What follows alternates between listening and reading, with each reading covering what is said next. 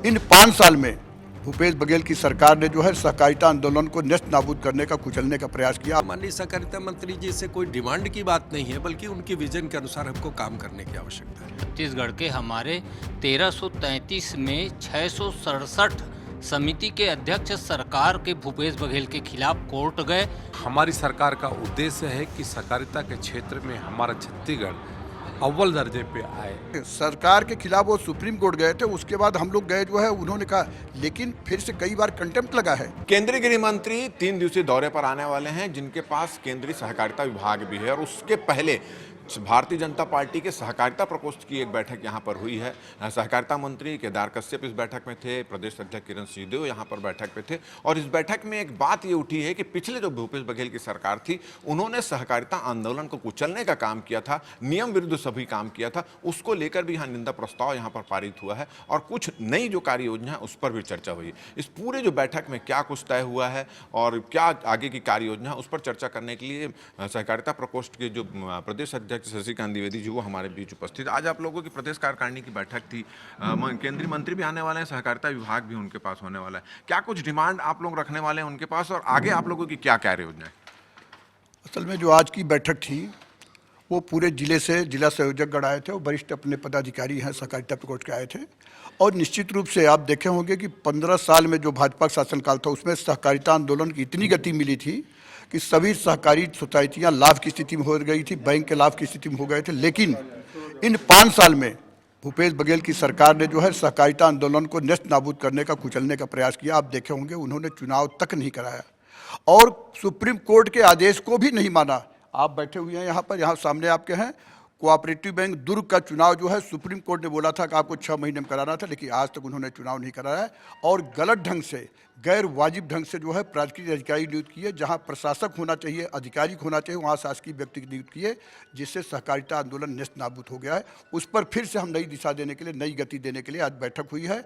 निश्चित रूप से सहकारिता आंदोलन को गति दिया जाए, क्योंकि 120 साल पुराना आंदोलन है, उसको नेस्त नाबूद नहीं किया जा सकता। अच्छा, आपने अभी कहा कि सहकारिता आंदोलन को कुचलने की कोशिश की गई है, सुप्रीम कोर्ट के आदेश को नहीं माना गया, नियम कानून और जितने जो है उसको सबको धत्ते में रख दिया गया था। आप लोगों ने कानूनी लड़ाई इस पर क्यों नहीं लड़ी? कानूनी लड़ाई ले, जब भी बता रहे हैं, सरकार के खिलाफ वो सुप्रीम कोर्ट गए थे, उसके बाद हम लोग गए जो है, उन्होंने कहा, लेकिन फिर से कई बार कंटेम्प्ट लगा है।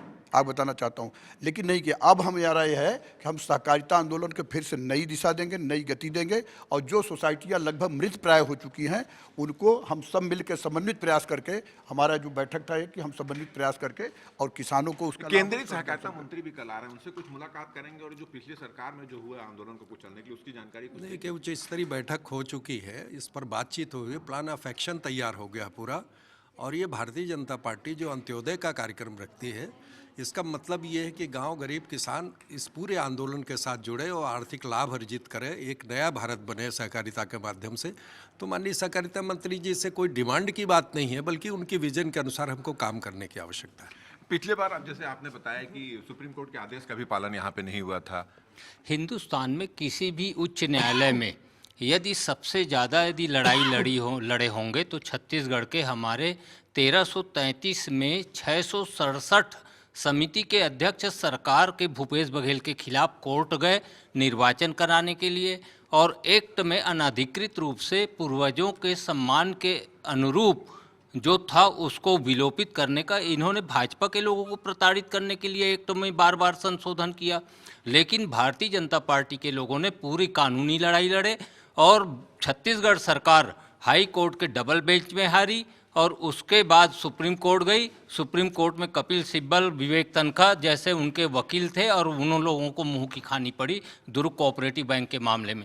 तो 15 साल में भारतीय जनता पार्टी, जो शशिकांत जी द्विवेदी बोले, छत्तीसगढ़ को मध्य प्रदेश से विभाजन में सहकारिता गिरवी में मिली और उस गिरवी को हम लोगों ने 15 साल में बहुत मजबूती लाभांश देने लायक बनाया।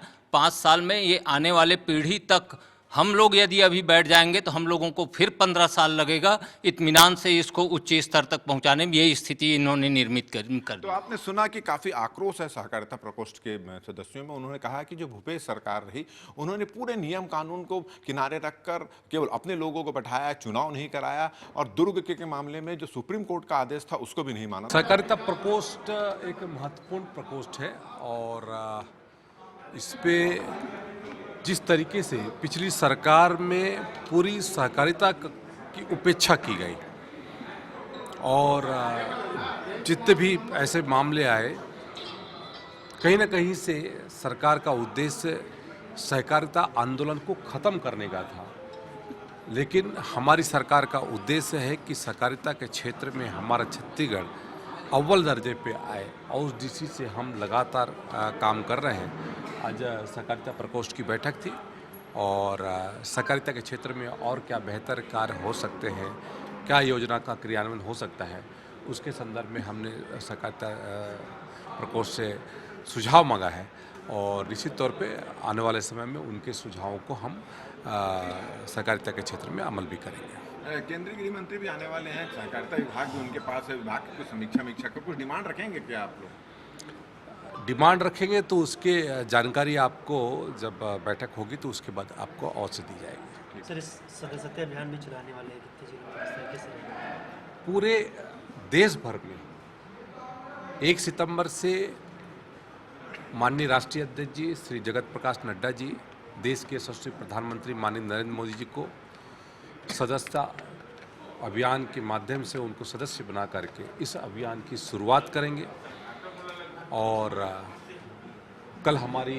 प्रदेश स्तर की बैठक हुई माननीय प्रदेश अध्यक्ष जी के नेतृत्व में और पूरे प्रदेश में सदस्यता अभियान पूरे जोर शोर के साथ में चलेगा। जिले स्तर पर बैठक होगी, मंडल स्तर पर बैठक होगी और निचले बूथ स्तर तक हमारे सदस्यता अभियान को गति दी जाएगी और विश्व के सबसे बड़े हमारे भारतीय जनता पार्टी के इस संगठन से जुड़ने का अवसर लोगों को प्राप्त होगा। बैठक में एक पदाधिकारी को कितना टारगेट दिया गया है सदस्य? अभी कोई ऐसा टारगेट नहीं दिया गया है और ज़्यादा से ज़्यादा लोग इस कार्यक्रम से जुड़े और पिछली बार से ज़्यादा हम सदस्य बनाए, ये हमारा लक्ष्य है। सर, विपक्षी संगठन को मजबूत करने के लिए कांग्रेस ने प्रदर्शन कर रहा पकड़ लिया, लगातार प्रदर्शन कर रहे हैं। प्रदर्शन करने से क्या संगठन मजबूत हो जाएगा कांग्रेस का?